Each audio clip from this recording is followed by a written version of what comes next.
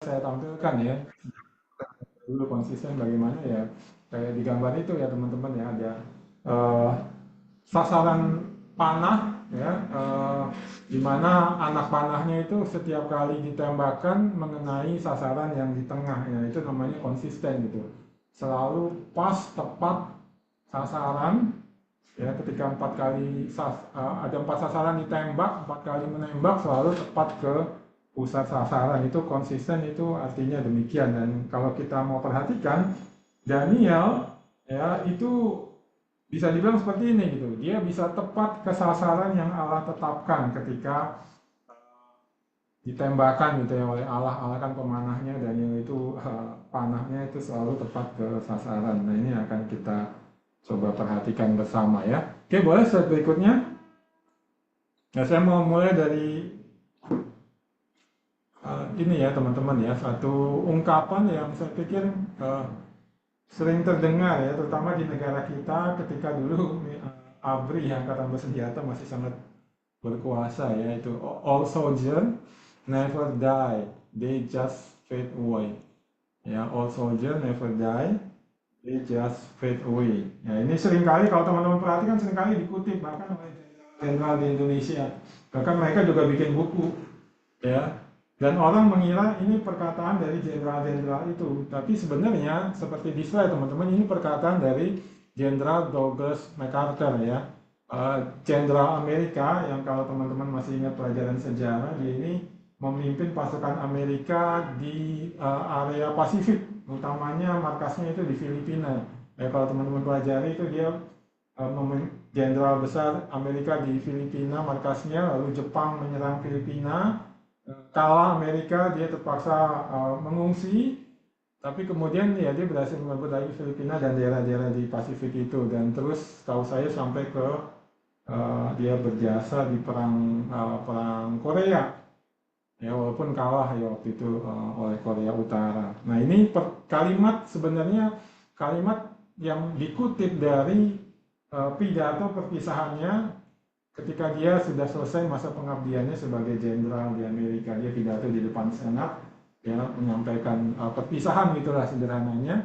Salah satu kalimat yang sering dikutip dan terkenal sampai sekarang adalah ini, all soldiers never die, they just fade away.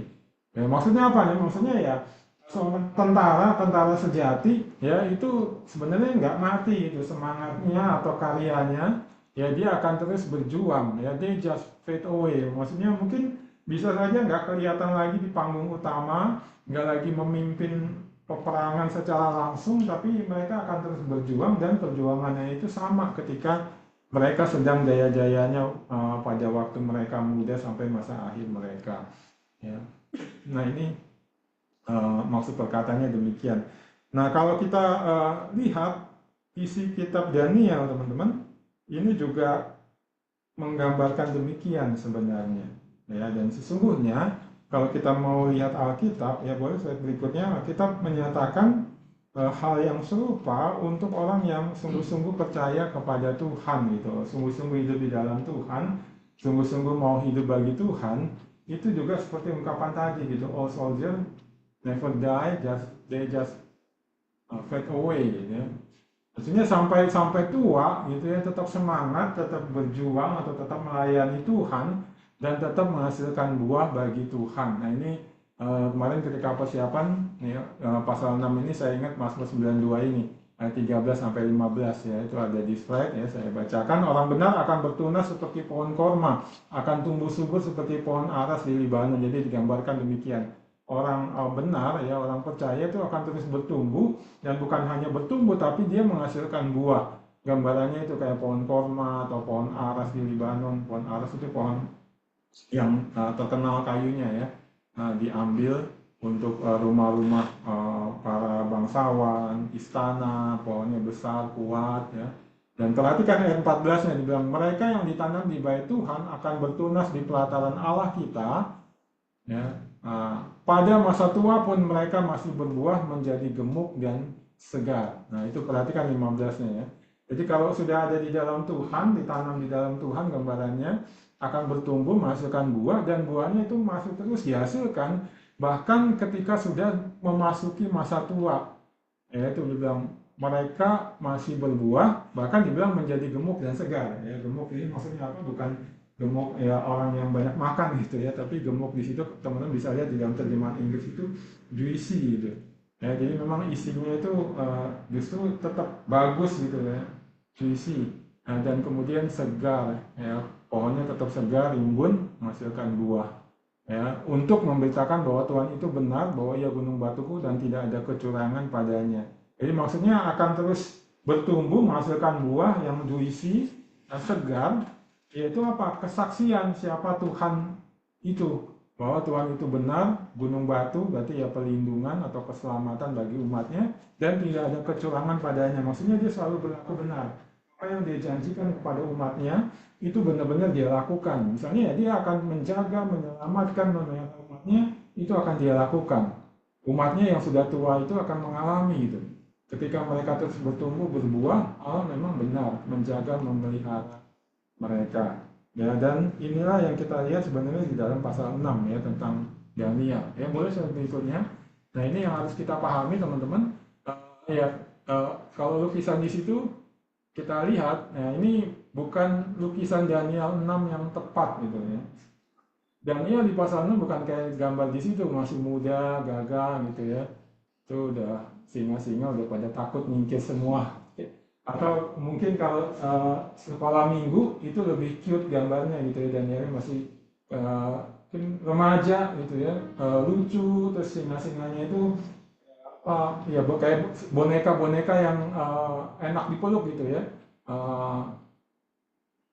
Muda atau remaja itu bukan. Muda atau remaja itu pasal 1, waktu awal ditangkap, kemudian dibawa ke Babel, masuk perguruan tinggi khusus untuk pegawai raja.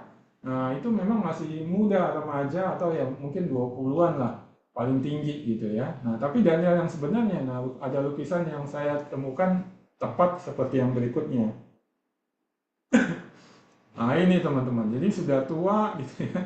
Seperti ini udah bukan tadi gagah ya, kalau di pasal 1 memang dibilang gagah gitu, rupanya gitu kan.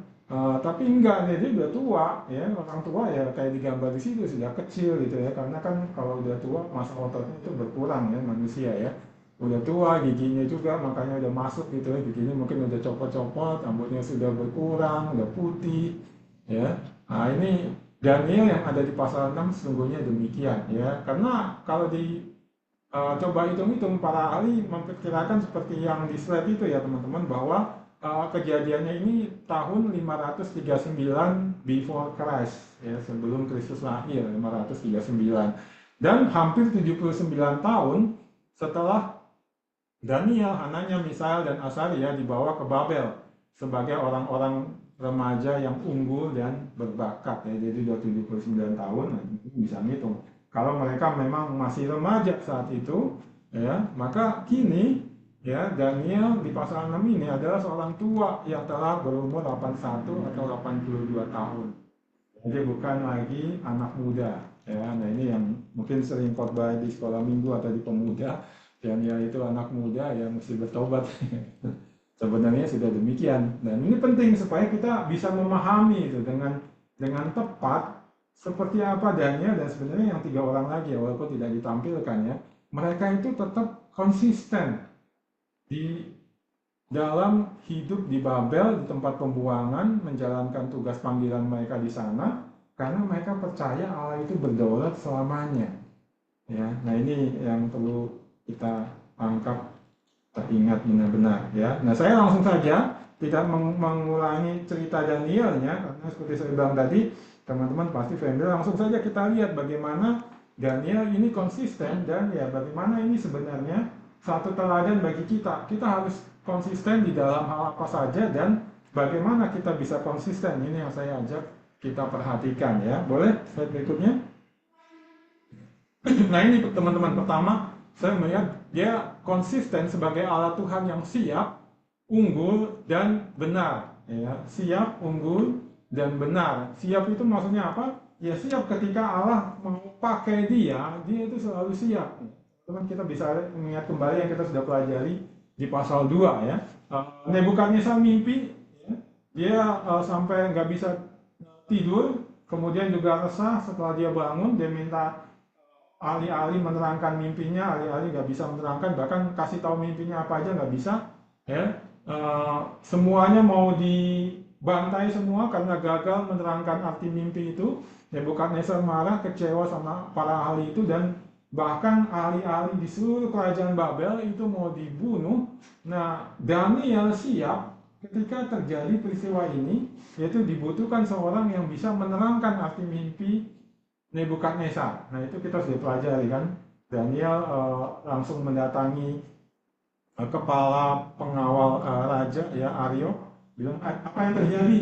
Kemudian dia bahkan berani ngomong, aku akan menerangkan arti mimpi raja itu.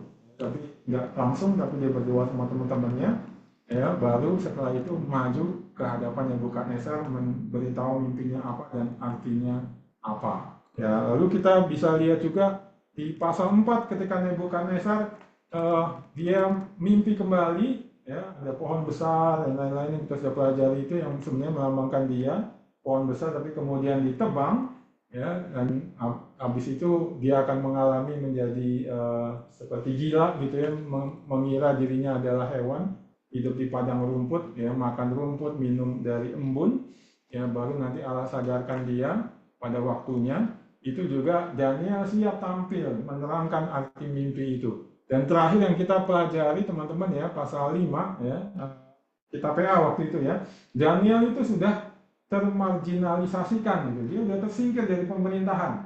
Sebelumnya dia jadi orang kepercayaannya Raja Nebukadnezar, bisa dibilang orang dua saat itu di bawah Nebukadnezar.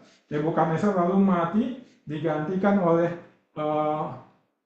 anaknya dan kemudian cucunya, yaitu Belshazzar yang kita temui di pasal 5, kita PA-kan itu Daniel udah nggak dipakai lagi, udah disingkirkan gitu. Ya, tapi kemudian Allah murka dan mengutus sebuah tangan menulis di dinding karena Belshazzar memakai perabotan baik Allah untuk pesta pora, ya, pesta yang penuh dosa. Dengan itu Allah marah, bikin tulisan, Belshazzar ketakutan. Nah, nanti kita bisa lihat muncul Ibu Suri bilang, kamu nggak usah takut, ada seorang yang bisa menolong kamu mengerti apa arti tulisan itu, adalah Daniel. Dan kita bisa lihat Daniel langsung dipanggil dan kemudian dia muncul di situ. Itu kan kembali berarti dia siap gitu, walaupun sudah tersingkirkan gitu. Dia nggak misalnya ya udah gua nggak dipakai lagi sama Tuhan, ya, itu terbukti dari raja nggak pakai lagi aku. Jadi pemerintahan yang jajaran lebih bawah pun aku nggak dipakai lagi, berarti Tuhan udah nggak mau pakai aku lagi, udah gue hidup seenak-enaknya aja lah. Mungkin tunggu kapan mati, kapan dipanggil ke surga misalnya, atau ngerjain hal lain. Tapi dia tetap siap menunggu kapan Tuhan panggil untuk tampil menjadi Allah Tuhan, dia tampil.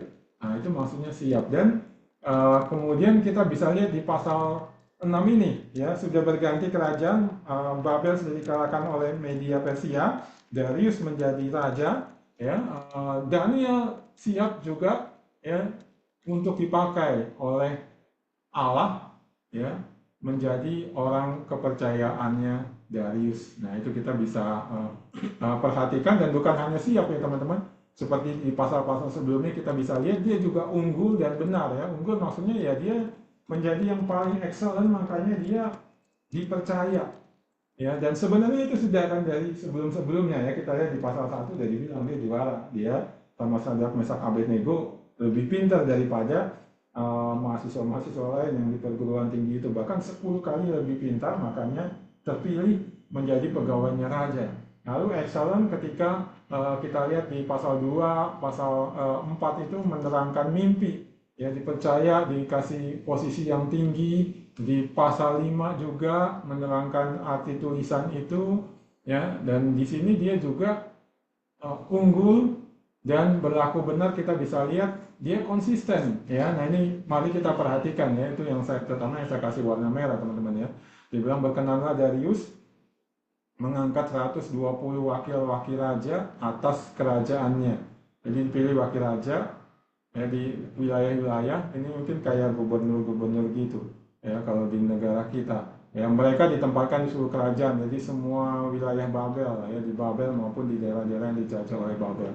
Lalu yang ketiga, membawahi mereka diangkat pula 3 pejabat tinggi, dan Daniel adalah salah satu dari ketiga orang itu. Jadi yang 120 itu ada atasannya yang mengawasi mereka, ini yang selanjutnya itu ya, kepada mereka para wakil-wakil raja harus memberi pertanggungan jawab supaya raja jangan dirugikan, ya, supaya jangan ada yang korupsi, apalagi yang di daerah-daerah yang jauh gitu ya. Ini korupsi sudah biasa terjadi sejak dahulu, makanya diangkat 3 pejabat tinggi itu. Dan salah satunya adalah Daniel. Ya, nah ini yang menunjukkan bagaimana dia siap, unggul, dan benar gitu. Konsisten teman-teman. Karena ya itu perhatikan, berarti kan 120 tambah 3, berarti 123 gitu ya. Ini kalau kabinet kayak kabinetnya si Prabowo, kabinet yang gemoy, lebih gemoy lagi nih. Super gemoy, karena 120 gitu pejabatnya, 123 bahkan. Nah dari 123 itu, salah satunya adalah Daniel gitu. Itu kan luar biasa gitu kalau kita ingat atau perhatikan siapa dia. Pertama, dia itu tawanan gitu, orang buangan, bukan penduduk asli Media Persia gitu. Ya, dia dibuang di Babel, Babel dikalahkan, Persia yang berkuasa kan tetap sebenarnya dia orang asing gitu, orang yang dijajah. Ya, lalu kemudian ya itu tadi, dia sudah tua, ya kayak mungkin kayak gambaran tadi gitu, udah mulai peot wajahnya, tubuhnya udah mengecil, rambutnya sudah memutih, tapi dia terpilih dari antara 123 ini, jadi salah satunya, dan bukan yang masuk 120, tapi salah satu dari 3 pejabat tinggi itu. Berarti kan memang kelihatan gitu, ada track recordnya. Eh, eh, Darius, saya pikir ya pasti buka file-file gitu, catatan-catatan kerajaan, ya kerajaannya sebelumnya, kerajaan Babel, ya, lalu file-file lainnya, lalu kemudian dia lihat resumenya si Daniel inilah yang paling baik, dia pilih menjadi salah satu dari 3 itu. Dan kemudian ketika sudah menjalani tugas itu, ayat 4, Daniel ini melebihi para pejabat tinggi dan para wakil raja itu. Raja bermaksud untuk menempatkannya atas seluruh kerajaannya. Berarti dia mengepalai yang 2 itu, di atas 2 itu, dan berarti langsung di bawah raja. Ya, nah itu, jadi dia unggul, excellent gitu. Ya, nah ini teman-teman, inilah yang Tuhan inginkan gitu dari umatnya ketika dia panggil, dia kasih satu panggilan, dia kasih satu kepercayaan posisi gitu ya. Itu dia harapkan bukan hanya unggul, ya, tentunya bukan hanya biasa-biasa saja, harus unggul, dan kalau kita lihat pasal 6 ini terus unggul gitu. Kapanpun dan dimanapun Tuhan panggil atau Tuhan mau pakai kita, kita harus jadi orang yang unggul di situ gitu, bukan yang rata-rata, yang average ya. Karena kalau rata-rata average itu bagaimana mau menyaksikan Tuhan, bagaimana mau memberikan dampak. Lalu kemudian satu lagi kita lihat nanti dari ayat 5 itu yang saya tulis benar.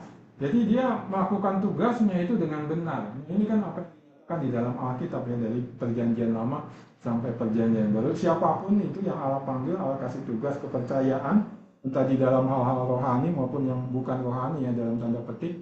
Ya, maksudnya ada raja, tentara, jenderal, dan lain-lain itu, semuanya tetap mesti melakukan secara benar, sampai nanti di PB juga kita lihat ya, dipanggil menjadi rasul, dipanggil menjadi penatua, semuanya itu juga harus melakukan tugasnya dengan benar, nggak boleh asal, apalagi ya melakukan yang salah. Ayat 5 menyatakan Daniel demikian. Kemudian para pejabat tinggi dan wakil raja itu mencari alasan, jadi rupanya ya mereka iri gitu kan, sekarang biasa gitu ya. Ketika ada yang sama-sama sangkatan atau satu jajaran naik di atas, yang nggak naik iri kan. Kemudian mau menjatuhkan, ini praktek yang lama gitu ya. Sudah ada sejak zaman dulu sampai sekarang. Nah ini berarti kalau teman-teman mengalami seperti itu, ada yang iri mau menjatuhkan, nah ini Daniel lagi berbicara nih. Ya, lebih lanjut kita perhatikan, tetapi mereka tidak mendapat alasan apapun atas sesuatu kesalahan, sebab ia setia dan tidak ada didapati satu kelalaian atau satu kesalahan padanya. Nah ini yang terkenal dari Daniel ya, man of integrity. Dicari kesalahannya, tidak ada satupun yang bisa ditemukan kesalahan dalam dia melakukan pemerintahan itu. Baik dia ketika dia salah satu dari 3 pejabat tinggi, ataupun ketika dia sudah menjadi yang lebih tinggi dari pejabat tinggi itu atau langsung di bawah raja, dia melakukannya dengan benar. Ya, nah ini teman-teman yang kita bisa lihat disampaikan di sini ya. Allah membuat Daniel, memakai Daniel, dan Daniel melakukan bagiannya dengan konsisten sebagai alat Tuhan yang siap, unggul, dan benar. Inilah yang Allah kehendaki gitu, dan dengan demikianlah kita bisa menjadi saksi yang kuat gitu ya, baik mungkin masih mahasiswa, masih studi ataupun sudah bekerja dalam pelayanan dan berbagai hal yang Tuhan percayakan gitu. Saya ingat kemarin ketika persiapan, dosen pembimbing saya ketika saya melakukan tugas akhir gitu, namanya Pak Kawira, J.A. Kawira, tapi saya lupa J sama A-nya itu apa panjang. Tapi saya masih ingat namanya Pak Kawira. Dia itu dosen farmasi kimia analisa. Nah itu tugas akhir saya mengambil tugas akhir itu penelitian itu mencoba menemukan metode kromatografi lapis tipis yang bisa digunakan untuk menganalisa jamu asma supaya bisa tahu apakah jamu itu memang jamu yang benar-benar dari bahan alam atau sudah dioplos sama bahan kimia. Ya, sejak saya ikuti kuliahnya ya sampai ke situ saya dibimbing oleh Pak Kawira itu kelihatan gitu bagaimana dia saya lihat sih seperti Daniel gitu. Ya, memang selalu siap, unggul dan benar ya itu.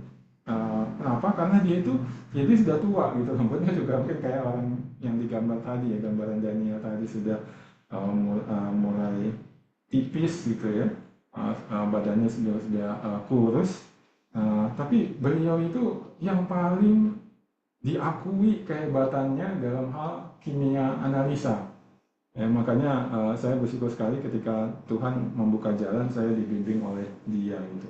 Dia itu ya setahu saya sih waktu itu, setahu saya dan saya masih ingat, dia itu cuma S1 sebenarnya.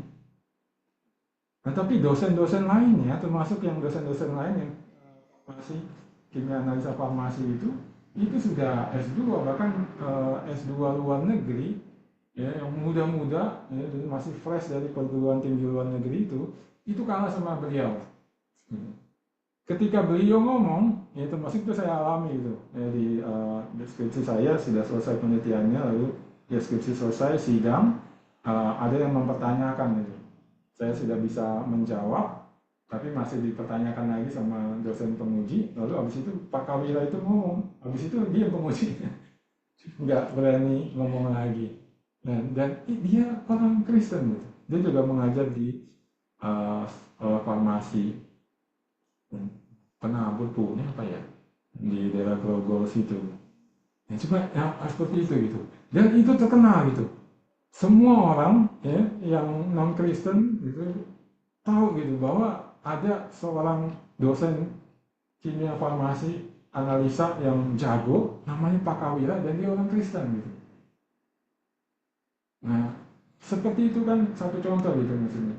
Ya, kalau orang mau konsisten gitu ya, tentunya dia konsisten belajar terus menambah ilmunya, lalu kemudian mempraktekkan ilmunya dalam mengajar, dalam membimbing, ya, dalam penelitiannya, makanya itu membuat dia unggul dan juga ya benar gitu dalam dia melakukannya, dan dia jadi satu kesaksian yang luar biasa gitu. Saya nggak tahu sekarang dia masih hidup atau gimana, ya tapi ya masa itu dia terkenal jadi satu kesaksian tentang ini ada orang Kristen yang unggul. Nah ini teman-teman yang saya lihat pagi ini Tuhan bilang ya aku mau kamu menjadi seperti itu, berdoa dan berjuang menjadi seperti itu sampai masa tuamu. Ya, tentu, ya berarti ya jelas kan di sini ya, bukan diminta Daniel pada masa-masa awal pasal 1, pasal 2 atau pasal 4, tapi sampai beralih kerajaan dan dia sudah 81, 82. Allah tunjukin tuh lihat tuh. Ini orang yang aku bisa pakai untuk menyatakan siapa aku dengan sangat efektif itu kalau konsisten jadi alatku yang siap, unggul dan benar. Nah teman-teman mari berdoa dan berjuang untuk ini. Ya, lalu yang kedua boleh slide berikutnya yang kita lihat adalah nah ini Daniel ya konsisten hidup dipimpin oleh Roh Kudus. Nah kita sudah pelajari ya teman-teman walaupun dia hidup di tengah orang-orang kafir, raja-raja kafir ya, dia bekerja di bawah mereka, tapi raja itu sampai orang-orang yang lain mengetahui, mengakui, bahkan menyebut lewat mulut mereka, teman-teman, bahwa Daniel itu dipimpin oleh Roh Kudus. Kita sudah pelajari ya, kita lihat kembali dulu Daniel 4 ayat 8, tuh saya tampilkan di slide. Pada akhirnya Daniel datang menghadap aku, yakni Daniel ini ketika Nebukadnezar ya, mimpi yang kedua kalinya itu, yang pohon besar dia lihat kemudian ditebang, itu adalah dirinya. Eh, nggak ada yang bisa menerangkan juga, akhirnya dia mesti panggil Daniel. Dan perhatikan, Nebukadnezar menyebut Daniel siapa? Daniel yang dinamai Belshazzar menurut nama dewaku. Nah, perhatikan teman-teman, saya kasih warna merah. Ya, ini perlu kita perhatikan. Ya, jadi ya kita lihat di pasal 1 kan udah diganti namanya. Coba dinaturalisasikan gitu ya, naturalisasikan kayak pemain-pemain sepak bola. Dikasih nama Babel supaya Daniel melupakan Allahnya, ya, dan dia ya lebih menyaksikan dewanya Babel. Itu kasih nama Belshazzar, dari nama dewa Babel, Bel. Lalu kemudian perhatikan, masih keluar dari mulutnya si Nebukadnezar, raja kafir ini, dan yang penuh dengan roh para dewa yang kudus. Nah, itu saya kasih warna biru. Ya, jadi unik kan teman-teman, udah dinaturalisasi, namanya diganti supaya dia, apa yang dia lakukan menunjukkan dewa Bel, dewanya Babel itu, tapi tetap yang kelihatan apa? Dia ini dipimpin atau dimampukan, diberdayakan, unggul, ya seperti tadi ya kita lihat yang nomor 1, itu karena Roh Kudus yang ada pada dia. Lalu nanti Daniel 5 yang kemarin kita PA-kan, sudah berganti raja, Daniel nggak dipakai lagi, akhirnya Ibu Suri muncul. Nah, ini ucapan Ibu Surinya. Ya, ya raja, kekalah hidup Tuanku, janganlah pikiran-pikiran Tuanku menggelisahkan Tuanku, dan janganlah menjadi pucat, sebab dalam kerajaan Tuanku ada seorang yang penuh dengan para roh dewa yang kudus. Ya, zaman udah berganti. Ya, tapi tetap Daniel dikenal sebagai apa? Itu seorang yang penuh dengan dewa yang kudus. Dan bahkan nanti ngomong lagi lebih lanjut Ibu Suri ini, karena pada orang itu terdapat roh yang luar biasa. Ya, kembali Roh Kudus teman-teman di sini kelihatan. Ya, memimpin hidup Daniel. Daniel taat, makanya Roh Kudus terus bekerja. Ya, boleh slide berikutnya. Ya, dan ya masuk di pasal kita, pasal 6 ayat 4, ya itu dibilang, maka Daniel melebihi para pejabat tinggi. Nah, yang tadi kita sempat perhatikan ya, dia diangkat jadi orang nomor 1 di bawah raja, membawa yang 2 pejabat tinggi. Ya, kenapa? Itu karena ia mempunyai roh yang luar biasa. Ya, waktu berganti sudah 70 tahun lebih, lalu dari Babel ke Media Persia kekuasaan beralih, tetap yang kelihatan dari Daniel adalah apa? Ia mempunyai roh yang luar biasa. Ya, dan perhatikan teman-teman, ini loh yang disebut sebagai alasannya kenapa dia dipilih menjadi petinggi atas 2 petinggi itu. Bukan dibilang karena prestasinya ini, tapi ini roh yang luar biasa gitu.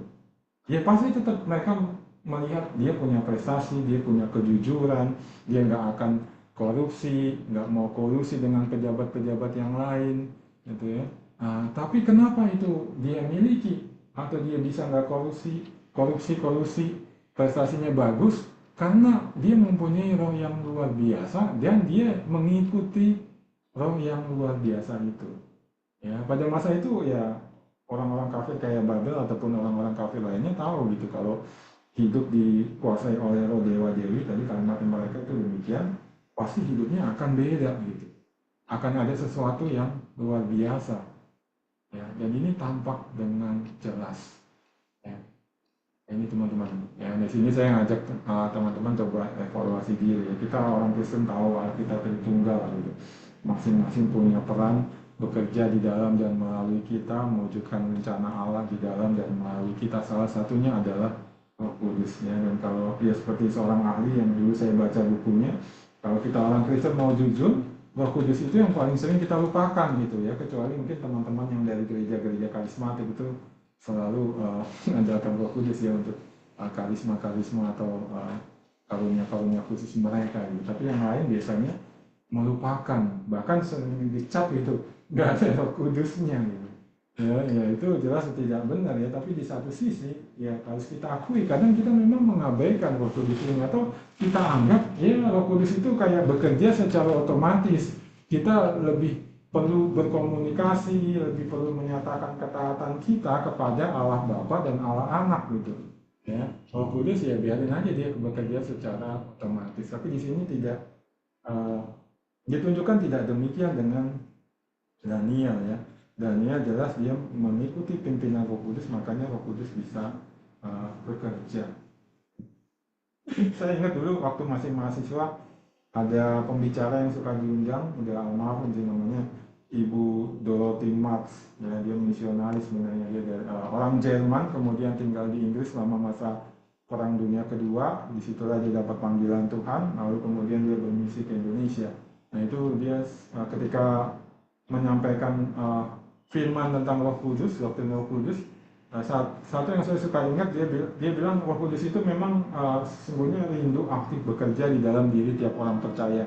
Dia ada di tiap diri orang percaya dan akan aktif bekerja, memimpin, memberdayakan, mengubahkan ya, orang percaya. Tapi Roh Kudus itu bisa ya tinggal aja dan diam gitu, nggak bisa aktif bekerja ketika orang yang ditinggalinya itu tidak mau ya memberi diri untuk taat dipimpin. Hidup orang itu adalah hidup yang tidak kudus, sehingga berlawanan dengan Roh Kudus itu. Ya, nah, saya nggak tahu bagaimana dengan teman-teman ya, atau ya kita semua masing-masing harus evaluasi diri gitu.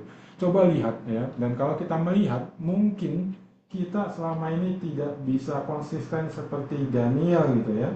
Salah satu penyebabnya adalah ya ini, kalau bagian ini menyatakan mungkin kita nggak konsisten dipimpin oleh Roh Kudus ya. Ya mungkin kita pernah gitu, atau ada waktu-waktunya kita taat gitu, bahkan kita berdoa ya mohon Roh Kudus memimpin, berbicara di dalam hati kita, ya mengajar kita, membukakan kebenaran, memimpin kita apa yang harus kita lakukan di studi, di pekerjaan.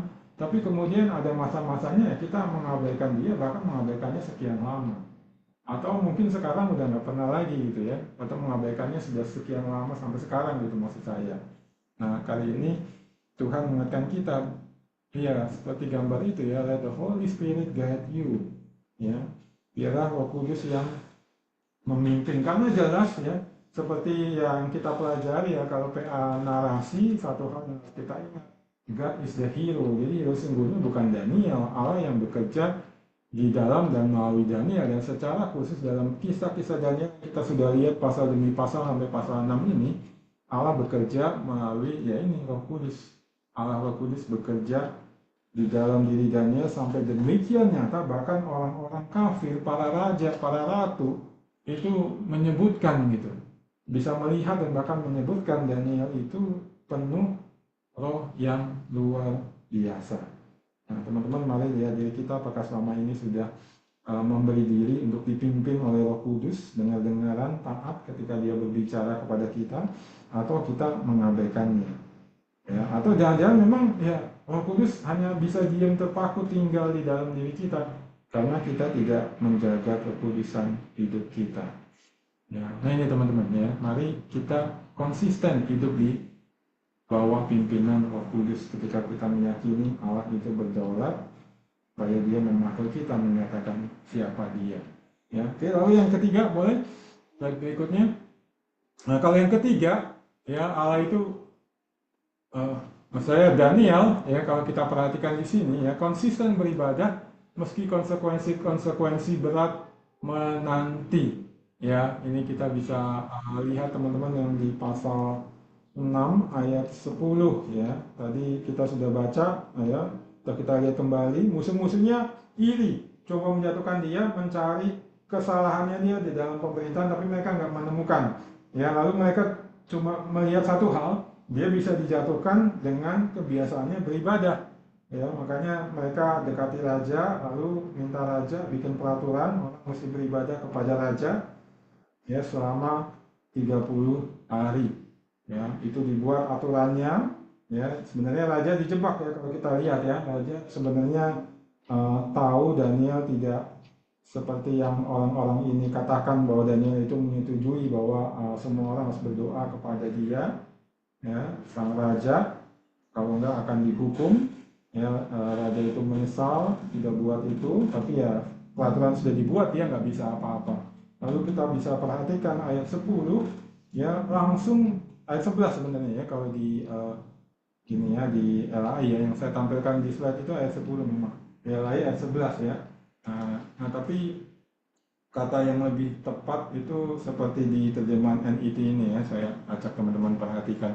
Ya, when Daniel realized that a written decree had been issued, jadi peraturan bahwa semuanya harus menyembah atau berdoa kepada Raja Darius, ya, kalau nggak akan dihukum dilempar ke gua singa. Dia sudah tahu itu, ya, itu saya kasih warna merah. Jadi Daniel tahu, dia menyadari itu. Dan berarti di sini dia juga menyadari apa? Dia menyadari kalau peraturan itu sudah dibuat, itu tidak bisa dibatalkan oleh Raja Darius sekalipun. Walaupun Raja Darius mengasihi dia dan sudah dibilang menyesal, ya, ayat 15 teman-teman bisa lihat, sedih, menyesal bahwa itu akan menjatuhkan Daniel, ya. Dia tahu seorang raja itu, tapi dia nggak bisa membatalkan aturan itu. Daniel tahu itu gitu. Dan apa yang Daniel lakukan? Ya, dia langsung pulang ke rumahnya dan seperti kebiasaannya dia berdoa itu ya. He entered his home where the windows in his upper room open toward Jerusalem. Jadi dia pulang ke rumahnya, ya, di mana jendela-jendelanya yang mengarah ke Yerusalem itu di ruang atas seperti gambar di situ itu selalu terbuka, dan di situ dia berdoa. Dan perhatikan teman-teman, dibilang 3 times daily he was kneeling and offering prayers and thanks to his God, just as he had been accustomed to do previously. Jadi seperti sebelumnya dia lakukan, dia tetap lakukan. Sebelumnya dia lakukan itu selama 3 kali, terbuka, ya. Kan harusnya kalau dia menyadari kan, ya oke, pilihannya pertama, gue nggak berdoa sama sekali.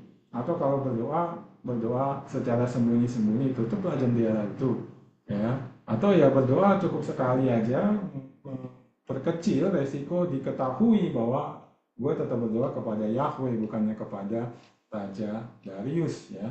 Nah ini Daniel tidak demikian, dia biasa beribadah demikian, dan dia tetap lakukan itu, walaupun ya konsekuensinya berat, yaitu dilempar ke gua singa.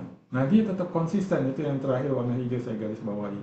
Just as he had been accustomed to do previously, dia tetap lakukan. Nah untuk lebih menghayati lagi, kita perlu perhatikan kenapa sih dia berdoa di jendela yang terbuka mengarah ke Yerusalem.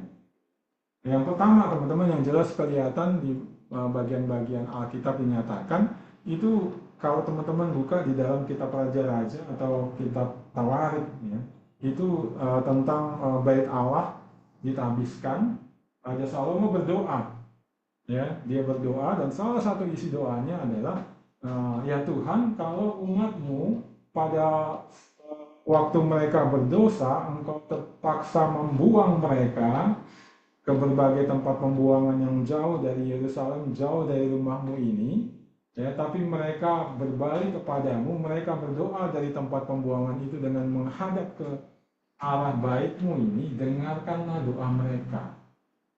Itu permohonannya Salomo, dan kemudian itu Allah iakan gitu, di ACC sama Allah. Itu turun Allah, ya, dalam tanda-tanda di bait Allah yang ditabiskan itu menjawab doa Salomo yang banyak, salah satunya adalah itu. Dan orang Israel, ya, dan termasuk Daniel ini biasa berdoa seperti itu, memang di tempat-tempat yang terbuka. Kalau di rumah ya dibuka pintu atau buka jendelanya, kalau di lantai 2 kayak Daniel ini gitu ya. Berdoa mengarahkan wajah ke Yerusalem supaya didengar Allah sesuai dengan janji Allah itu. Ya. Nah, tapi ada yang kedua yang kita tidak langsung dinyatakan di bagian-bagian Alkitab adalah apa? Yaitu sebenarnya mereka mau menyaksikan gitu, bahwa lihat, di tengah tempat aku dibuang, ya, aku hidup di antara bangsa-bangsa yang nggak mengenal Yahweh, yang nggak mengaku Yahweh, mengakui dewa-dewi lain, menyembah dewa-dewi lain. Aku tetap beribadah kepada Yahweh karena Dia adalah Allah yang sejati.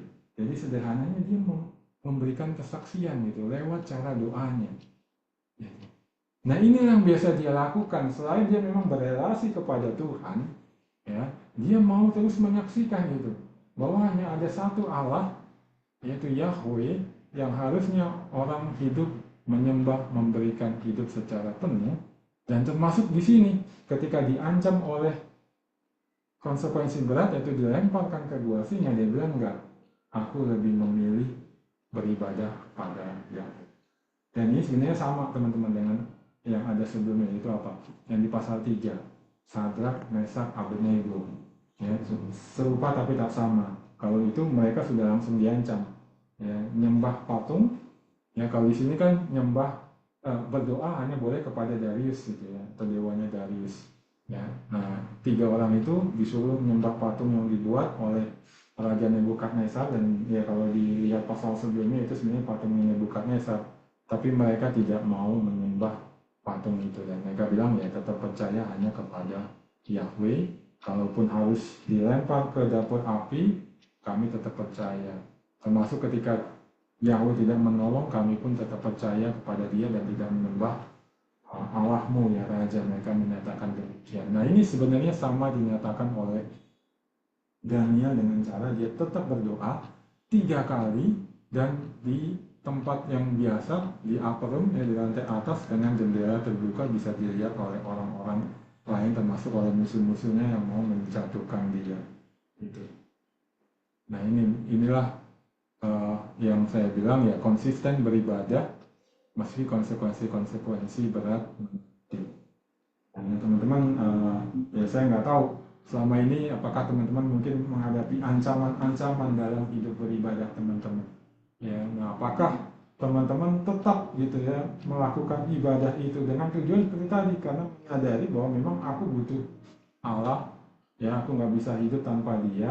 Kalau aku bisa ada, ya saya, ini pemikiran Daniel ya, saya bayangkan sampai usia 81 bisa tetap dipakai Allah, bahkan menjadi yang nomor 2 di bawah raja yang baru, Raja Persia, itu karena Allah yang menjaga, menopang, mencukupkan, memberikan segala yang perlu, maka dia terus berdoa.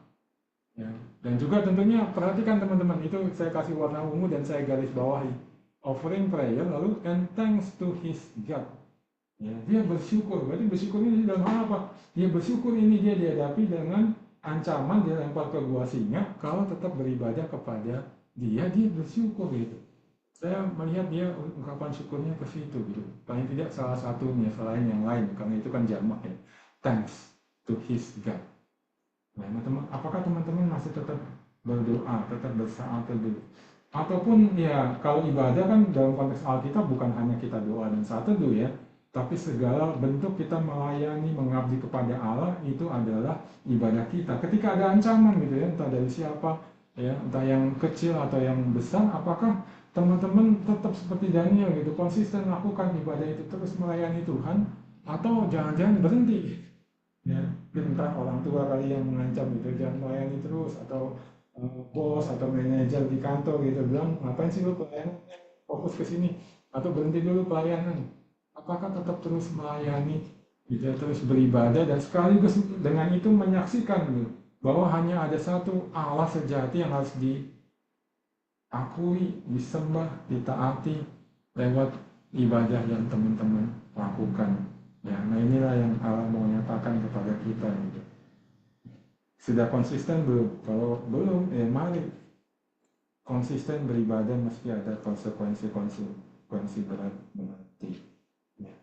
Oke, boleh slide berikutnya. Lalu berikutnya teman-teman yang saya lihat kita juga diajarkan dari Daniel 6 ini adalah ini ya, konsisten percaya dan kerjakan panggilan meskipun dalam konsekuensi-konsekuensi yang berat ya. Maksudnya kalau tadi kan ada ancaman konsekuensi berat, nah sekarang dia udah masuk dalam konsekuensi itu, sudah dilempar ke dalam gua singa ya. Saya pikir teman-teman familiar ya, kalau lupa nanti bisa lihat lagi kan, karena dia terus berdoa sehari 3 kali itu yang dengan di jendela yang terbuka ya, musuh-musuhnya mendapat alasan, mendapat bukti nyata bahwa dia melanggar aturan itu, maka dilemparlah dia ke dalam gua itu. Dan kita tahu raja jadi susah gitu ya, dia mau nolong Daniel tapi nggak berdaya ya, akhirnya yang bisa dia lakukan cuma ya perintahkan Daniel dilempar ke dalam gua. Guanya itu sebenarnya maksudnya kayak lubang gitu sih kalau kita perhatikan dari kalimat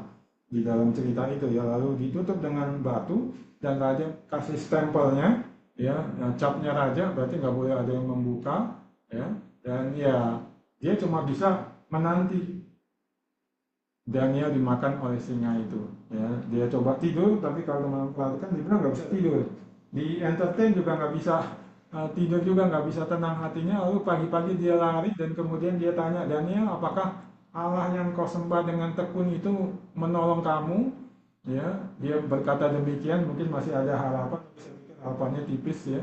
Nah, dia berharap demikian, tapi mungkin yang akan terdengar adalah singa-singa yang mengaum, nggak ada suara Daniel, tapi ternyata dia dengar ada Daniel berkata gitu ya. Nah itu yang saya tampilkan ya, ayat 22 sampai ayat 24, kita perhatikan.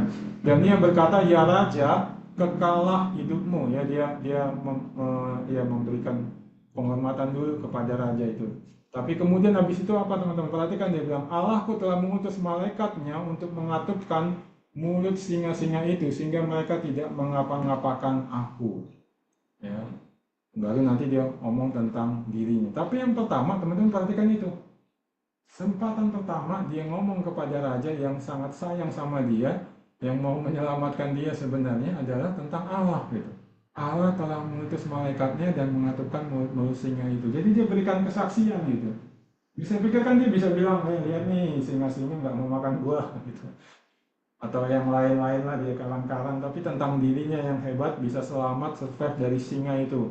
Ataupun dia langsung mengajukan pembelaan, ataupun dia menyalahkan raja, lu sih nggak mau bertindak nyelamatin aku, cari cara kayak gimana supaya bisa ngeles gitu dari peraturan yang tidak bisa dibatalkan itu. Tidak teman-teman, tapi dia berbicara bersaksi tentang Allah, Allah yang mengutus malaikatnya.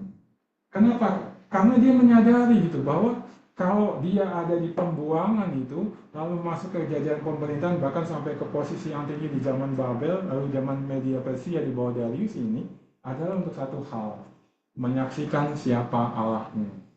Ya, dan itu dia saksikan ketika dia dalam keadaan aman, memerintah dengan jaya raya, ataupun ketika ya dia sudah masuk ke dalam konsekuensi yang berat, yaitu dilempar ke gua singa ini. Selamat, Allah mengutus malaikatnya, dia berikan kesaksian tentang itu. Ya. Nah inilah Allah minta juga teman-teman. Ya, ketika saya nggak tahu apakah teman-teman sudah pernah atau saat ini mungkin ada di dalam gua singa, atau mungkin teman-teman mulai melihat kayaknya gue mungkin akan dilempar ke gua singa di kantor, di rumah, di pelayanan dan lain-lain. Nah, ini yang Tuhan nyatakan, mari konsisten tetap percaya dan kerjakan panggilanmu, sekalipun nanti mungkin aku izinkan atau sekarang aku izinkan kamu ada di dalam gua singa. Pakai itu sebagai kesempatan untuk menyaksikan siapa aku, dan itulah harus jadi fokusmu, itulah yang menjadi yang utama. Dan ini kemarin ya saya ingat dan saya bersyukur sekali mengetahui ya istri saya pernah melakukan ini. Ya, istri saya alumni FKM UI teman-teman. Dia sudah lama bekerja dan kerjanya selalu mayoritas lah ya, atau bagian terbesarnya itu di LSM asing. Ya, nah ini kalau sekarang dia di LSM Australia, punya pemerintah Australia, singkatannya itu SCALA. Jadi sebenarnya itu bantuan dari pemerintah Australia kepada pemerintah Indonesia gitu. Dia di situ kepala bagian monitoring, evaluasi sama learning. Nah, sebelumnya dia ada di Save the Children. Pernah dengar nggak? Pernah baca atau mungkin di mall-mall sering tiba-tiba ada yang datangin terus minta donasi untuk Save the Children. Nah, di Save the Children itu dia masuk teman-teman dengan catatan yang luar biasa, track recordnya, lalu dia dikasih posisi juga tinggi di monitoring, evaluasi, and learning. Gajinya nembus plafon, dan yang paling tinggi karena sebenarnya posisi bule yang dia tempatin. Dan belum pernah ada orang Indonesia yang bisa menempatkan masuk ke posisi itu, tapi dia dimasukkan di situ. Lalu beberapa tahun dia kerja di situ, prestasinya sangat bagus sampai dia jadi satu kepala satu bidang lagi gitu ya, bisnis unit gitu karena prestasinya. Save the Children Pusat kasih grant yang sangat besar kepada dia. Nah lalu kemudian mulai orang-orang nggak suka sama dia, seperti yang dialami Daniel gitu, posisinya tinggi, lalu dia mulai disingkirin gitu. Itu dia kurang menyadari, saya udah mulai lihat tanda-tandanya karena kerja di rumah kan, lagi masa pandemi itu. Saya suka dengar juga waktu dia diskusi sama bos-bosnya itu, dan saya lihat bos-bosnya itu udah mulai nyingkirin dia. Akhirnya dia dikasih satu posisi, memang teman-teman, posisi itu diciptakan secara khusus untuk dia, di mana dia nggak punya lagi kuasa untuk mempengaruhi program-program di LSM itu. Harusnya kan bagian monitoring evaluasi bisa kan, oh kalian kurang di sini atau kalian mesti begini, kalian mesti kerjakan, itu otoritas kuasa yang ini. Tapi semua itu dipotong, dia dikasih posisi gajinya tetap tinggi. Lalu ya dia bergumul, lalu dia karena sebagai suaminya juga membantu pergumulan dan mendoakannya, ya akhirnya dia mantap gitu, memutuskan bahwa memang ya keluar aja, karena kalau di posisi seperti itu nggak bisa memberikan dampak gitu, nggak bisa menjadi berkat, dan berarti melanggengkan kebiasaan-kebiasaan buruk salah yang korup itu. Nah itu sebenarnya keputusan yang berat ya, karena apa? Karena kami baru mengambil sebuah rumah yang baru, rumah yang kami tempati sekarang gitu, di kota wisata Cibubur, harganya jauh lebih tinggi dari rumah kami yang pertama, dan sudah ada cicilan yang mesti dibayar. Cicilannya lumayan teman-teman, itu 17 juta sebulan, dan cicilan rumah kami yang pertama juga belum selesai, jadi ada 20-an gitu lah ya, udah ngambil itu.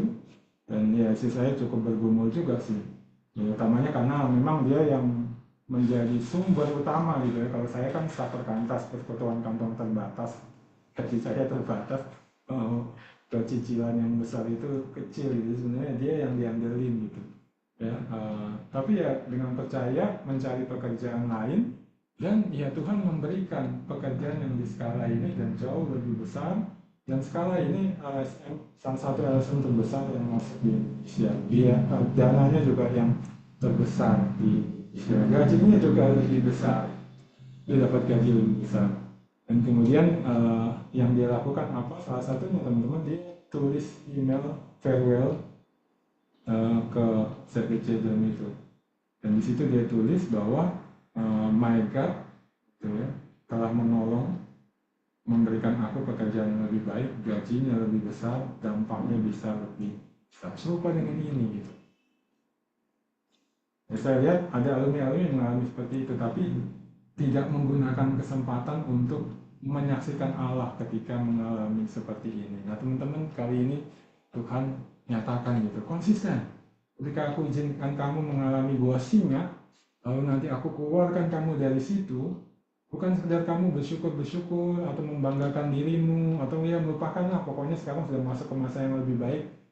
Enggak, pakai itu kesempatan untuk menyaksikan siapa aku.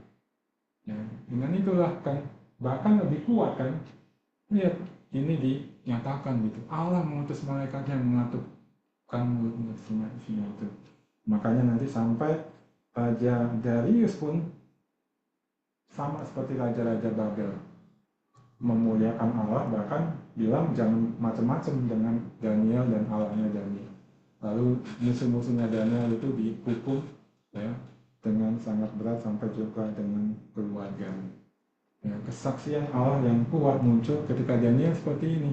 Dia tetap percaya masuk ke gua singa, lalu ketika Allah sudah menolong, tetap kerjakan panggilannya itu apa? Saksikan Allah yang bekerja.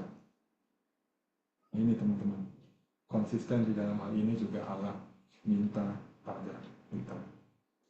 Jadi lalu yang berikutnya teman-teman, ya, sampai di nomor 4 ini, kita atau mungkin teman-teman lah bertanya, bagaimana gue bisa gitu ya, Daniel demikian hebat, berintegritas, dicari kesalahannya nggak ada, dia bisa konsekuen, dia bisa seperti ini, bahkan sampai menyaksikan tentang Allah ketika dikeluarkan dari gua singa. Itu nggak gue banget gitu ya. Kemarin saya juga diskusi-diskusi dengan panitia Kemnas, karena Kemnas akan membahas Daniel dan pertanyaan itu yang muncul, Bang, ini gimana Bang kalau kita sampaikan pasal 6 nanti buat mahasiswa, apalagi generasi Z ini, Gen Z ini, Mereka bilang, oh ini nggak gue banget, gue masih begini, lemah, nggak bakalan bisa seperti Daniel.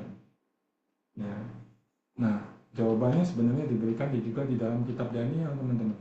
Yang pertama, boleh saya berikutnya, ini hal yang kelima ya. Nah ini, konsisten ini ada karena ada komitmen awal. Pasal 1, teman-teman. Makanya jangan cuma lihat Daniel 6-nya. Kalau cuma lihat Daniel 6, kita bingung, pusing bahkan. Langsung dia nyerah, lempar handuk atau lempar kain putih gitu ya. Nyerah, gue nggak bakal bisa seperti Daniel. Bisa kalau kayak gini teman-teman, itu apa? Sejak awal bikin komitmen awal yang langsung dikerjakan. Nah itu kita lihat kembali Daniel 1 ayat 8 ya. Kan mau dikasih makanan di universitas itu ya, makanannya raja. Lalu lihat, Daniel berketetapan. Kalau dalam bahasa Ibrani-nya, Daniel set in heart, dan terjemahan Inggris yang menyerupai bahasa Ibrani-nya itu. Jadi dia udah menetapkan di hatinya, bikin komitmen di hati. Berarti maksudnya apa? Hati itu kan pusat dari keinginan, ya, kemauan sampai kelakuan kita. Kalau di hati itu udah dimasukin program komitmen gak mau menajiskan diri, itu keluar dan benar-benar keluar, dia taati. Itu lihat, langsung dimintanya kepada pegawai istana supaya dia tak usah menajiskan dirinya, gak mau makan makanan raja, gak mau minum anggur yang diminum oleh raja. Mereka mulai dari komitmen awal ini yang sebenarnya ya susah juga sih ya, cuma makan sayur tiap hari itu susah ya. Kalau masih mahasiswa memang nggak ada jalan lain sih, oke. Ya, tapi kalau sudah punya uang itu sulit ya. Tapi dia coba taati. Dan sebenarnya ada ancaman juga kan, bisa dikeluarkan dari pendidikan itu. Kehilangan kesempatan jadi pegawainya raja.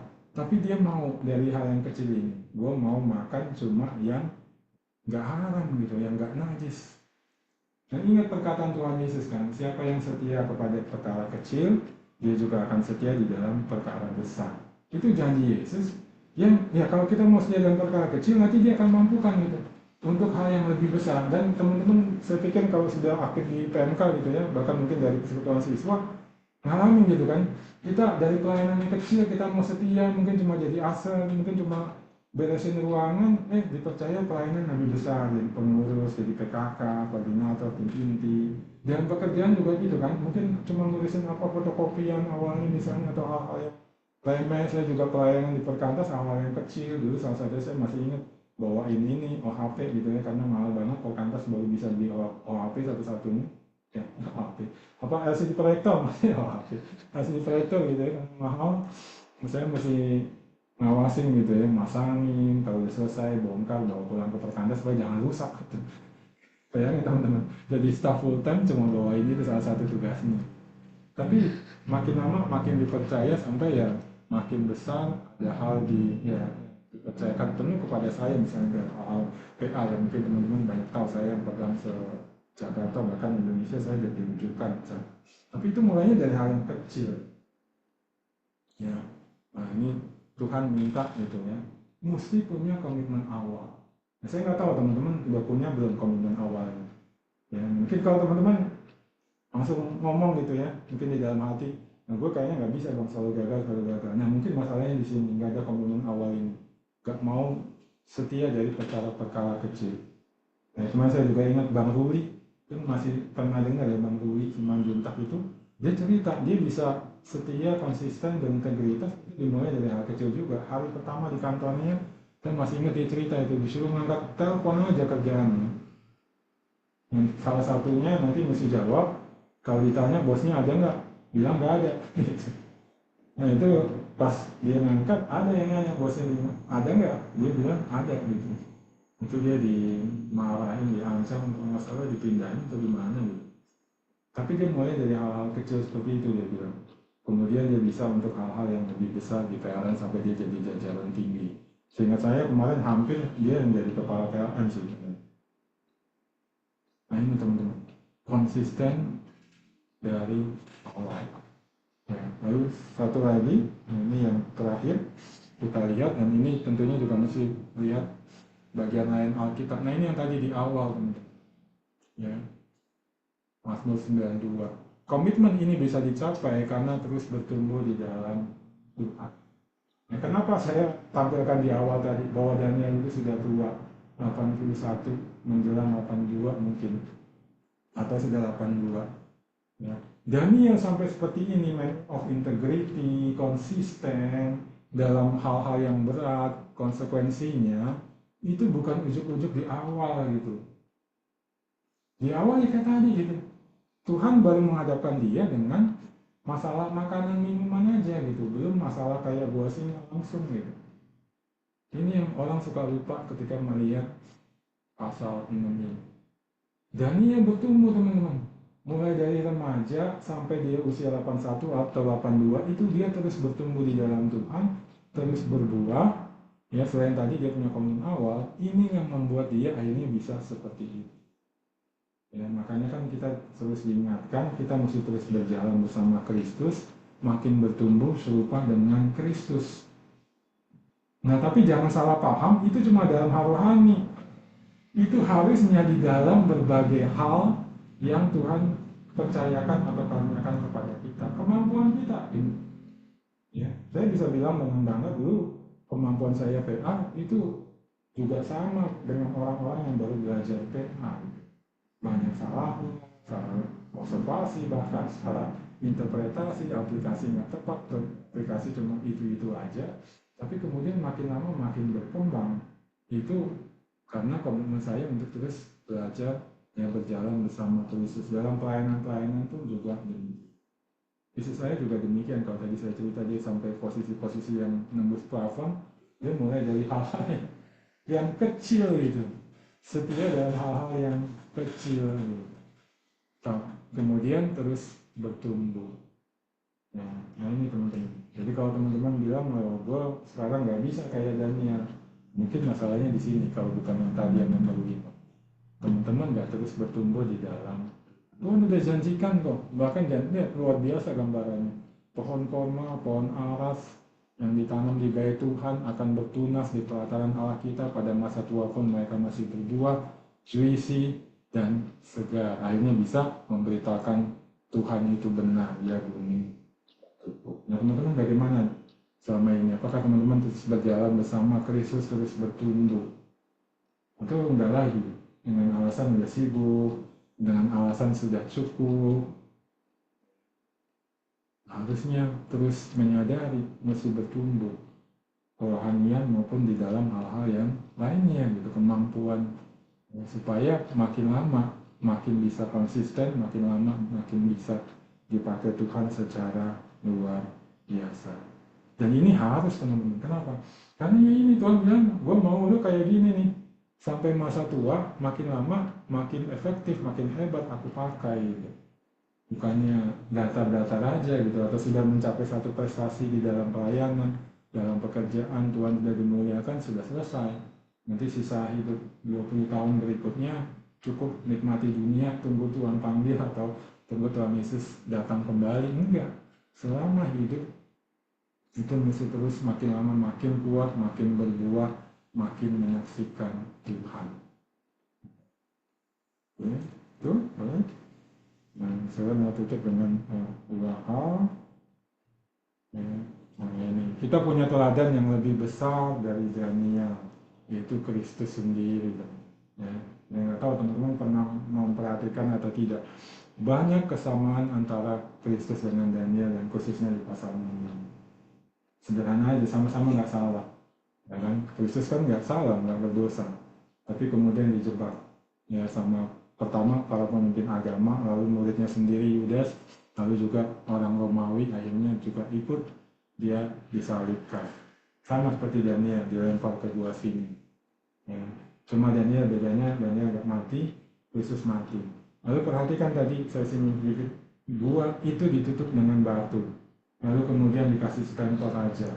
Kubur Kristus ditutup dengan batu, lalu ada stempel dari pemerintah Romawi, dijaga pula gitu. Ya, nah, tapi sama-sama keluar. Cuma memang itu tadi, Daniel nggak melalui kematian, Kristus melalui kematian, dibangkitkan oleh Allah Bapa sebagai pemenang. Dan kalau kita mau lihat, Kristus juga konsisten. Dan kayaknya di kayu salib, nah ini Yohanes 19 ayat 30, dia bisa berkata sudah selesai. Ya, sudah selesai semuanya itu. Maksudnya apa? Dia konsisten. Walaupun dia umurnya nggak seperti Daniel ya, cuma ya para ahli memperkirakan 33 atau sekitarannya lah. Tapi dalam masa hidupnya itu 33 tahun dia sudah konsekuen, sudah konsisten mengerjakan semuanya sampai dia bilang sudah selesai.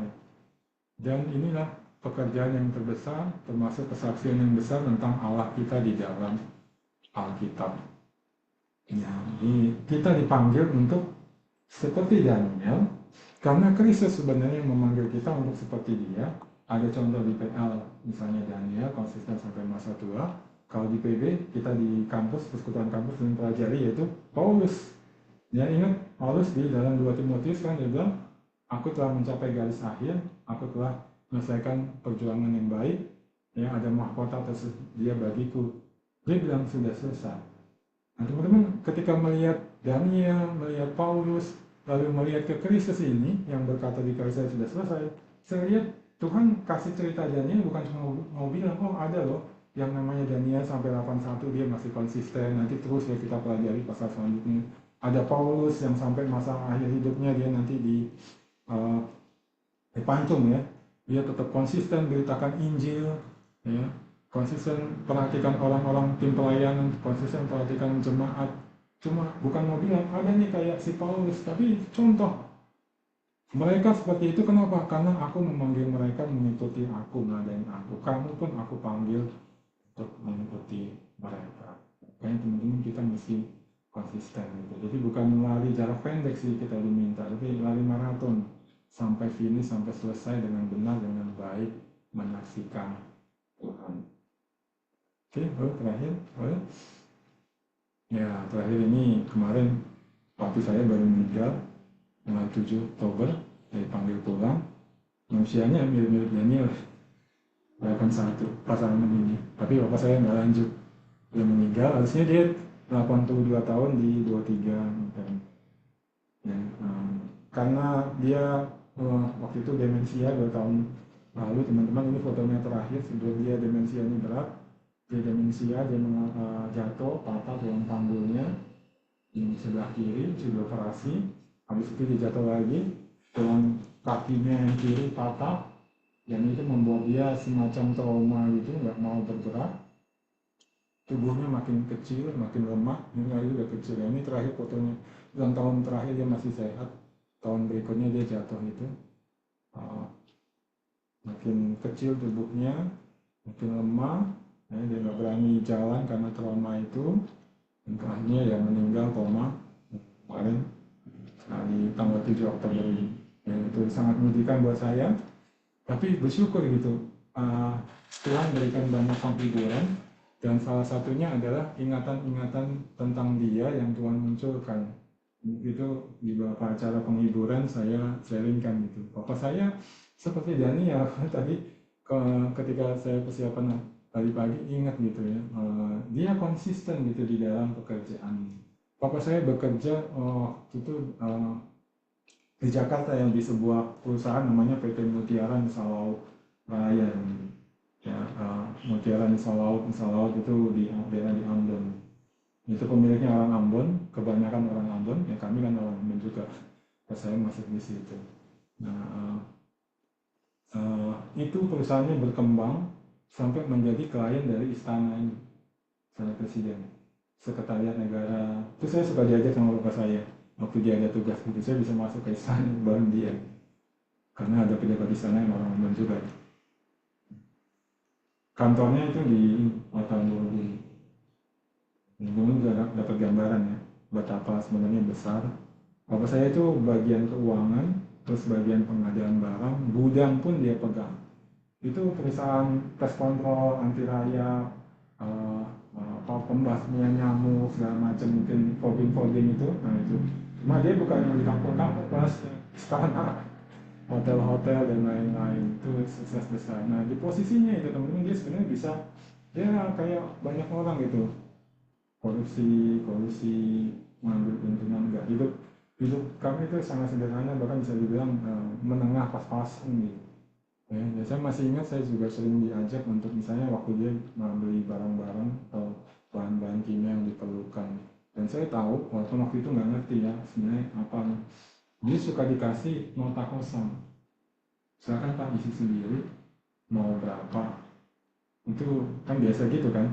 Kalau pengadaan barang, si produsennya atau suppliernya itu merasa diuntungkan, dia akan kasih bagian-bagiannya lebih yang secara gelap gitu supaya dia terus di apa kayak gitu. Dan saya lihat jelas dia tidak mau, dia bilang enggak gitu, tulis seperti yang harganya sebenarnya berapa. Terus saya masih ingat juga karena dia pegang gudang, itu dia awasi langsung tuh ketika dicampur bahan-bahan itu misalnya untuk fogging gitu, supaya tidak kurang-kurangi gitu. Misalnya mungkin teman-teman suka cium gitu ya, kalau fogging itu lebih bau minyak tanah, itu minyak tanahnya dibanyakin, bahan yang membasmi nyamuknya itu dikurangi. Nah papa saya nggak bolehkan itu gitu. Dia pastikan itu sesuai kadarnya, bahkan seringkali dia sendiri yang mencampur, udah disiapkan, tinggal orang yang di lapangan langsung mengerjakan. Itu salah satunya. Lalu kemudian ketika sudah makin besar itu, bos besar itu mulai banyak menyimpang-menyimpang, termasuk perilaku hidupnya, main cewek, mabuk-mabukan, dan lain-lain. Nah, papa saya nggak setuju dengan itu. Dia coba kasih argumen-argumen supaya sadar, supaya lakukan lagi dengan benar, cara hidup yang benar, tapi bosnya menolak. Dan dia memilih apa teman-teman? Keluar. Dia sama satu temannya, lalu mereka bikin satu perusahaan sendiri. Nah, itu dekat kampus STIS tuh, kalau mungkin ada yang pernah lewat. Sebelum, kalau dari Cawang, sebelah kanan itu ada yang McD. Nah, kantor papa saya itu di sebelah McD itu dulu. Dan itu juga berkembang besar. Mereka lakukan dengan benar awalnya, cuma habis itu temennya itu yang jadi bos besarnya, orang nomor satu lah kalau saya, orang nomor dua itu kembali melakukan berbagai penyimpangan, cara hidupnya juga nggak benar, dan bapak saya juga coba menyadarkan dia, cuma dia nggak mau gitu. Dan akhirnya ya papa saya juga membuat keputusan yang sama, dia mengundurkan diri dari perusahaan itu yang sebenarnya dia juga ikut mendirikan, dan akhirnya dia memilih untuk bekerja serabutan. Demi apa? Supaya dia benar itu di dalam, ya itu catatan akhirnya dia di dalam pekerjaan itu adalah ya. Yang ya, menurut saya ini selain pengingat buat saya, ini contoh.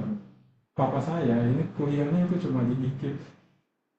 IKIP tahu sekarang itu UNJ. Dan dia nggak lulus semua karena masalah keuangan. Sebenarnya apa? Kita itu Tuhan kasih lebih besar dari dia.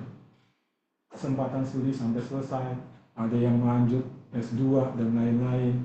Atau satu lagi, kita punya persekutuan yang menolong kita bertumbuh di kampus kita. Papa saya waktu itu dikit nggak ada persekutuan. Dia bertumbuhnya ya di keluarga, bimbingan rohani kuat, sama di gereja. Itu aja kita plus persekutuan. Ya, jadi sebenarnya Tuhan sudah kasih kita lebih itu hal-hal yang kita perlukan untuk bisa mengadani Kristus, ataupun seperti Daniel dari perikop kita. Marilah kita berdoa, berjuang untuk konsisten di dalam tiap hal yang Tuhan panggil untuk kita kerjakan, dan sampai masa akhir hidup kita, ataupun tiap tahapan itu kelihatan kita konsisten karena kita percaya kalau kita berdoa.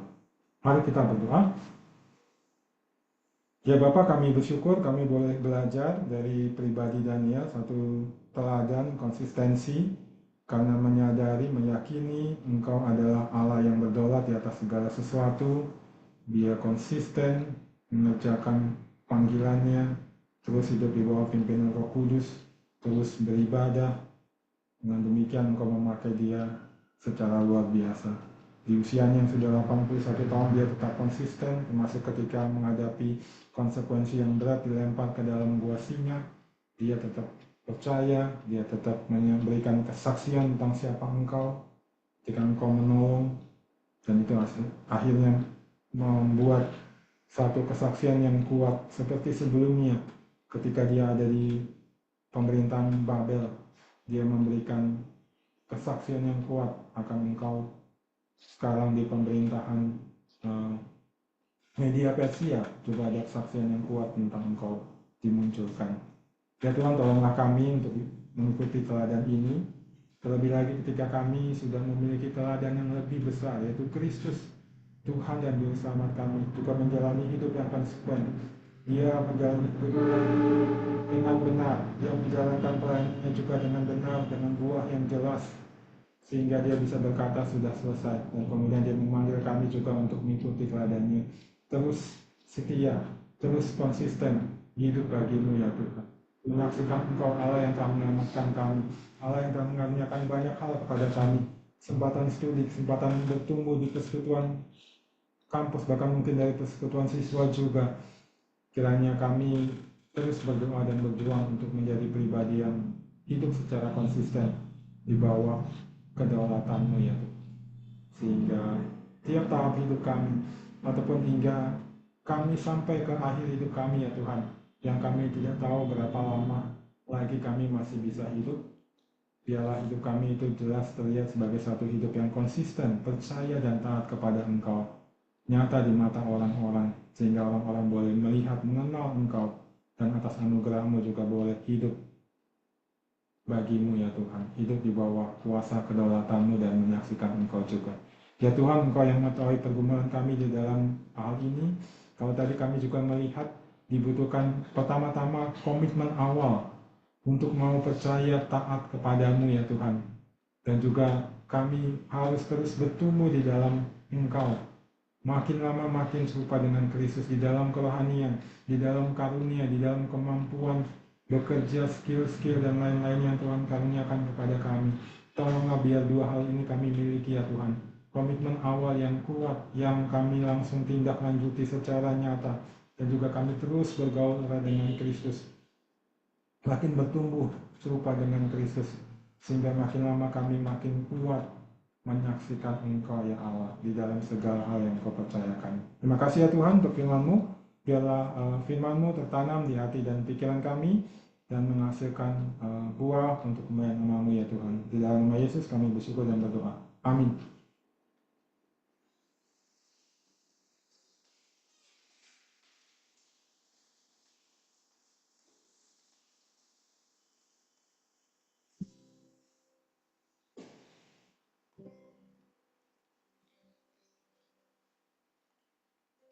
Sebagai umatnya, kita dipanggil untuk hidup konsisten dalam terang pemerintahan Tuhan, mempercayai kekuatan dan perlindungannya dalam setiap aspek hidup kita. Mari kita meresponi firman Tuhan dengan penuh keyakinan bahwa Dia adalah perlindungan dan kekuatan kita, sambil mempersembahkan apa yang telah Dia karuniakan kepada kita dengan memberikan persembahan melalui transfer via GoPay dan BCA pada grup BSC. Mari kita menyanyikan lagu Alamu Benteng yang Teguh.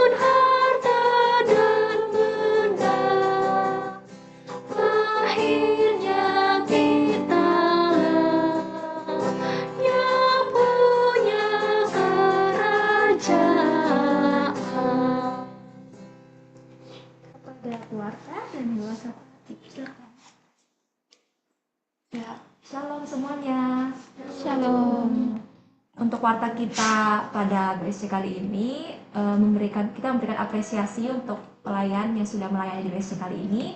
MC-nya ada Jennifer Evangelista dari FE Trisakti 2016. Pemusiknya ada Devanska Uziel Tama dari FTI Untar 2022, dan pembicaranya ada Bang Febian dari staf Perkantas. Kita berikan apresiasi.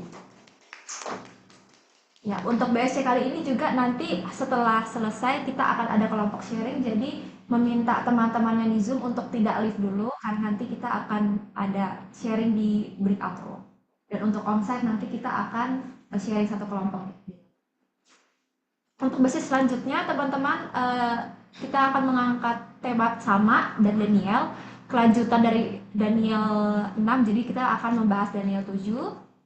Temanya adalah Is Anyone Really in Control? Bentuknya PA kelompok, akan diadakan pada hari Sabtu tanggal 23 November 2024, sama secara hybrid juga di sini di Perkantas Pintu Air dan juga lewat Zoom. Selanjutnya, kita akan ada retret penggalian dan perenungan firman atau RPPF. Teman-teman, ini kita akan belajar bagaimana cara merenungkan firman dari hasil PA. Ini terbuka untuk mahasiswa dan juga alumni, di mana untuk mahasiswa kontribusinya ada 175.000 dan alumni 350.000. Akan diadakan tanggal 8 sampai 10 November di Wisma OMF Jakarta. Untuk pendaftarannya bisa diklik nanti di link bit.ly/rppf 2024 atau nanti akan di-share kembali oleh tim PA di grup BSC. Kalau ada pertanyaan juga bisa menghubungi kontak person yang ada di posternya. Next. Ya, teman-teman, sekian warta pada saat ini. Mari kita bersatu dalam doa. Terima kasih Bapak yang Maha Baik atas penyertaan-Mu yang sangat sempurna bagi hidup kami, Tuhan. Mengucap syukur karena kami boleh belajar dari Daniel bagaimana ia tetap konsisten untuk mengikut Engkau dalam melakukan setiap tugasnya. Kami berdoa Tuhan, kiranya Engkau yang boleh menolong kami agar kami bisa dapat meneladani Daniel dalam hidup kami masing-masing. Kami berdoa Tuhan, mengucap syukur atas persembahan yang boleh ada, kiranya Tuhan yang memakai persembahan ini untuk pekerjaan Tuhan juga yang menolong tim PA agar dapat mengelolanya dengan baik, dapat juga menggunakannya dalam setiap kebutuhan untuk pelayanan. Tuhan, kami juga berdoa untuk RPPF yang akan dilakukan tanggal 8 sampai 10 November nanti, kiranya Allah yang boleh mencukupkan setiap kebutuhan, baik secara teknis juga dana Tuhan, dan setiap kebutuhan pelayanan-pelayanan lain, kiranya dalam setiap kekurangan boleh Allah yang bekerja, dan boleh Allah juga yang memanggil setiap alumni dan juga mahasiswa yang rindu untuk menggali firman Tuhan agar boleh datang dan belajar bersama dengan kami melalui retret ini. Kami menyerahkan Tuhan segala pelayanan kami dan juga segala pergumulan kami hanya ke dalam tangan Tuhan saja. Kiranya nama Tuhan yang dipermuliakan. Dan nama Tuhan kami berdoa dan mengucap syukur. Amin.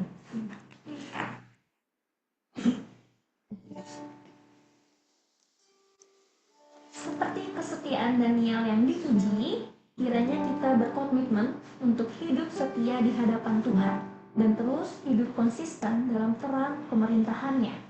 Mari kita menyanyikan lagu Take My Life and Let It Be dengan penuh penyerahan sebagai tanda kesiapan kita untuk dipakai olehnya dan untuk hidup setiap harinya dengan kesadaran bahwa Tuhan yang memerintah dan memiliki.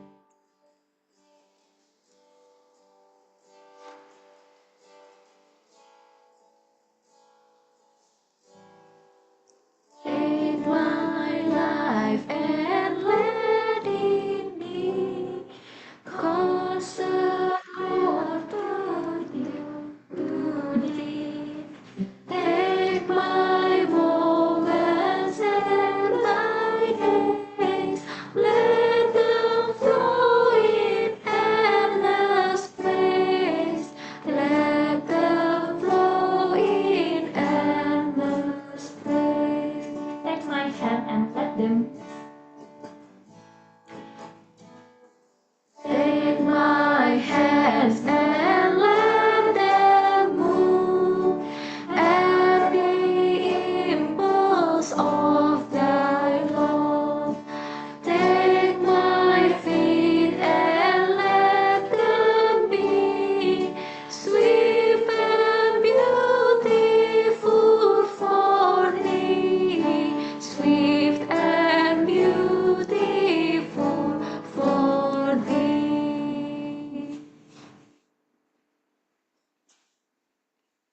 Ya, mari kita berdoa.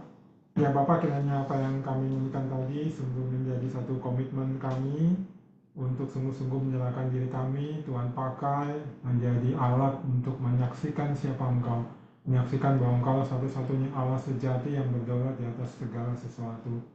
Pakailah ya Tuhan segenap keberadaan kami, diri kami, keterampilan kami, segala fasilitas, dan lain-lainnya yang Tuhan karuniakan kepada kami, itu bisa dipakai secara maksimal dan juga konsisten.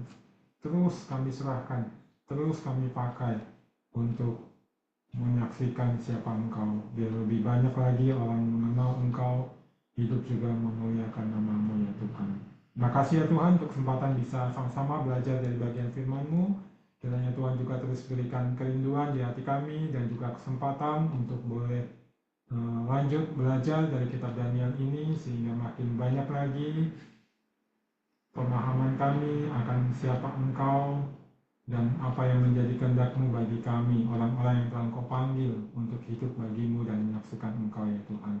Terima kasih ya Tuhan, dan kami menyerahkan diri kami, setelah ini juga kiranya Tuhan terus memimpin kami di dalam setiap hal yang kami lakukan, sehingga apapun yang kami lakukan, kami bisa terus memuliakan nama-Mu, terus menjadi berkat bagi orang-orang sekitar kami, dan kami sendiri bisa terus menikmati kasih dan kuasa-Mu ya Tuhan, dan bertumbuh di dalam Engkau. Di dalam nama Yesus kami syukur dan berdoa. Amin.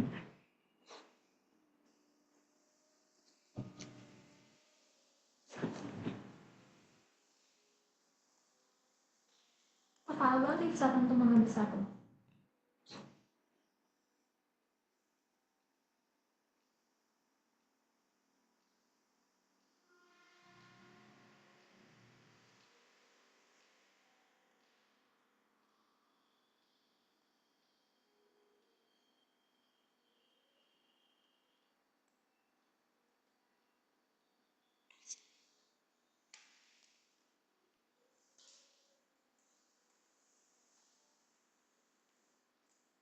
Ya teman-teman, kita sudah selesai BSC-nya. Kita lanjut ke kelompok sharing.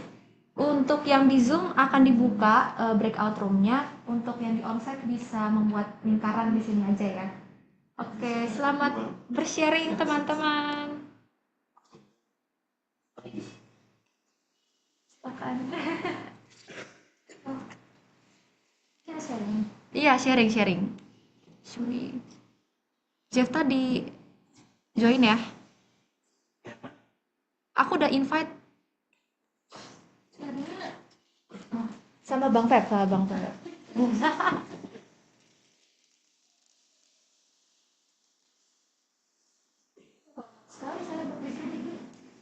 Tinggal kamu